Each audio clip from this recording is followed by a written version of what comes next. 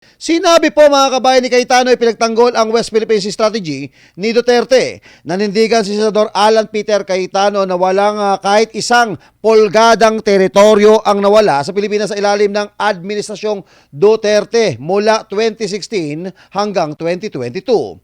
Sa naging interpellation sa Senado, ipinaliwanag niya ang mga naging diskarte noon ay nagresulta sa paglago ng trade o turismo mula sa China. Gayon din at muling pagpapahintulot sa mga mangingisdang Pilipino na makapalaot sa Scarborough Shoal. Bagamat inamin na hindi tuluyang nahinto ang harassment sa dagat, binigyang diin ni Cayetano na naging mas pakipakinabang ang naturang polisiya kumpara sa mga miscalculation sa nakaraang administrasyon na nagdulot ng pagkawala ng kontrol sa ilang bahagi ng ating karagatan. Pino na rin ng senador ang tela kulang na suporta militar mula sa Amerika kumpara sa ibang karatig bansa tulad ng Vietnam at Taiwan habang nanawagan siya ng pagkakaisa para sa proteksyon ng pambansang interes at likas na yaman para sa mga susunod na henerasyon. Mga partner, ano masasabi nyo rito? Wala pala ni isang pulgada na nawala sa atin nung panahon ni Tatay Digong. Kumpara sa sinasabi niya na pro-China kayo, ibinigay niyo yung soberentiya natin sa mga China. Ito, sa isang kahapon sinabi ni Cayetano na talaga wala, na nawala. Partner Wisdak? Tama ka dyan, partner. Wala naman talagang isinuko ang Pangulong Duterte sa mga inject.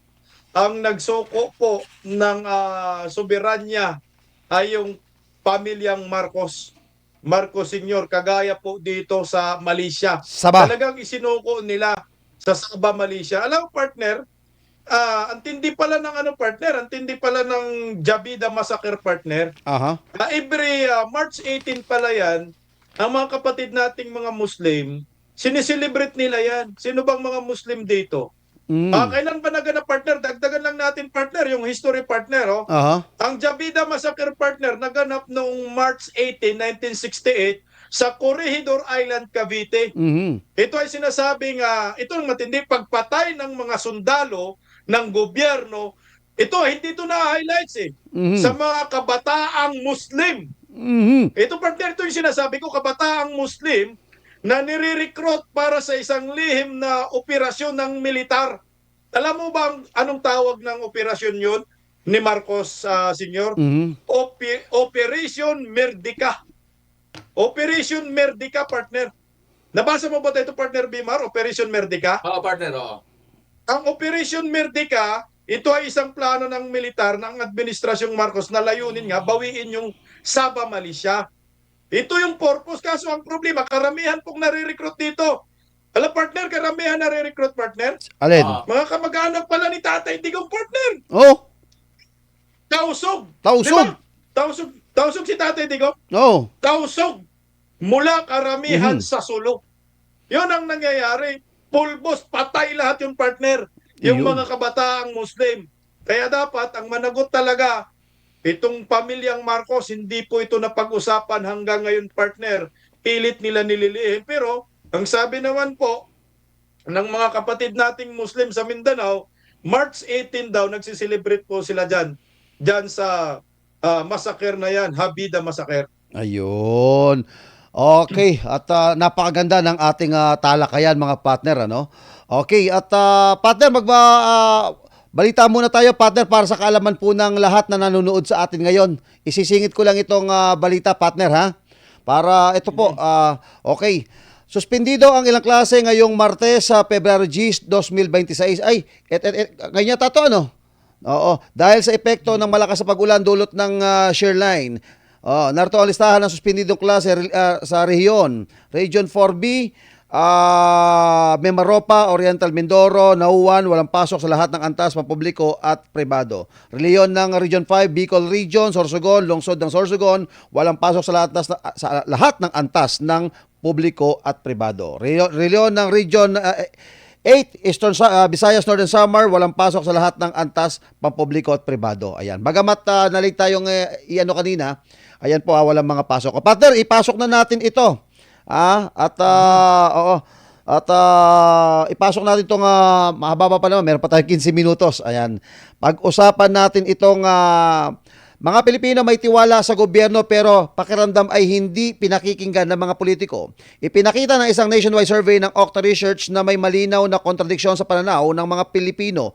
Mayorya ang pagtitiwala sa kakayahan ng pambansang gobyerno na lutasin ang mga problema ng bansa. Ngunit mas marami ang naniniwala ang hindi pinapahalagahan ng mga halal na opisyal ang boses ng mamamayan. Ayon sa survey na sinagawa mula Disyembre 3 hanggang 11, 2025, 55% ng mga Pilipino ay may tiwala sa national government, habang 20% ang hindi at 25% ang hindi. Siguradong pinakamataas ang tiwala sa Bisaya, 68%, sinundan pang Mindanao ng 58% at Luzon at NCR ng 49% at lahat ng antas ng kabuhayan. Lampas 50% ang tiwala na pinakamataas sa Class E o pinakamahirap, 56%. Gayon man, iba ang pananaw ng pagdating ng mga politiko, 31% lamang ang mga Pilipino ang naniniwalang pinapahalagahan ng mga halal na opisyal sa Kongreso at lokal na pamahalaan ang opinyon ng mamayan. 61% ang nagsasabing hindi sila pinakikinggan, habang 9% ang undecided. Laganap ang ganitong damdamin sa lahat ng antas ng lipunan. At ABC at D classes, halos 30% lang ang nakaramdam na may halaga ang kanilang boses, habang 61% ang kabaligtaran ang paniniwala sa Class E. Bagamat bahagyang mas mababa, 57% pa rin ang nagsasabing hindi sila pinapahalagahan, kahit 41% ang nagsasabing oo. Kinapanayam ng Okta Research ang 1,200 na respondent at inilabas ang survey bilang serbisyo publiko na nakatuon sa pananaw ng mamayan sa gobyerno at sa pagiging tumutugon ng mga politiko. Question, itong magandang katanungan mga partner Oo. Kung may tiwala ang mga Pilipino sa gobyerno ngunit pakiramdam ay hindi sila pinakikinggan ng mga politiko, saan nagkakaproblema? Sa sistema ba o sa mismong mga halal sa opisyal? Partner, meron pa tayo 13 minuto. Pwede tayo magkomento ng 2 minuto, partner. Partner Bimar, ikaw muna, partner. Ay, nako, kung may tiwala ang mga Pilipino sa gobyerno, ngunit pakiramdam ay hindi sila pinapakinggan, sakto nito eh. No, yung iba may tiwala. Sino? Yung mga malalapit sa kaldero. Sino-sino yan? Yung mga pamilya ng mga politiko, lalo na yung mga congressman, kasi hanggang ngayon, kapituko pa rin talaga sila dyan sa administrasyon ni Marcos Jr. Dahil wala pong mga congressman na nahahamig ngayon dito sa mga kinakasuhan eh. Manapa, may mga senador, no? So, paano kayo magkakaroon ng tiwala na totoo, or yung mga totoong majority ng mga yung Pilipino? Kasi pag sinabi nating majority Pilipino, yun yung masa. Ang Pilipino kasi 80% at talagang karamihan diyan masa, no? Andyan yung mga mahihirap, pinakamahihirap. So diyan sa 80% ang lalaro. So yung 20% ito na ngayon, yung andyan ang mga oligarch, nakikinabang sa oligarch, nakikinabang sa mga politiko at mga mayayaman. So ilan lang 'yan. Kaya nga lang ang problema, mayroon pong mga makinarya na kaya po nilang magbayad ng mga troll. Hindi natin alam. Ewan ko, pero sa totoo lang, tumanda na ako ng ganito, wala pa akong isa minsan nasa lubong na kahit yanong sikat na mga survey firm dyan eh. Liban na lang sa mga tawag dito, yung mga social media vlogger like YouTube, Facebook, na nagkakandak ng mga live survey, yung mga survey talaga sa iba't ibang mga probinsya. At makikita natin, iisa ang kanilang survey. Pagdating sa masa, sigaw po nila ay Duterte. Okay. Partner Bisdak? Alam mo, sa totoo lang, kung susumahin po natin sa nangyayari sa ating bansa, hindi nakapanipaniwala itong gobyernong Marcos. Kakatapos lang po ng baha dyan sa Iligang, Cagayan, dyan sa parting Mindanao, Kabisayaan, kita mo naman yung baha na sinapit nila. Matindi po. At kung ako naman ang nabiktima ng baha na yan, sa tingin nyo ba, magtitiwala pa ba ako sa gobyernong Marcos na malapit na matapos ay nangangako pa rin hanggang ngayon at panaysisi pa rin sa previous admin na para bang wala silang ginagawa sa kanilang administrasyon, sa kanilang termino, kundi sisihin lang ang mga Duterte. Wala na pong tiwala ang taong bayan dyan kahit nga libot ka, kalisorbi ka, dyan sa mga ordinaryong Pilipino. 100% sasabihin walang kwentang gobyerno ang Marcos.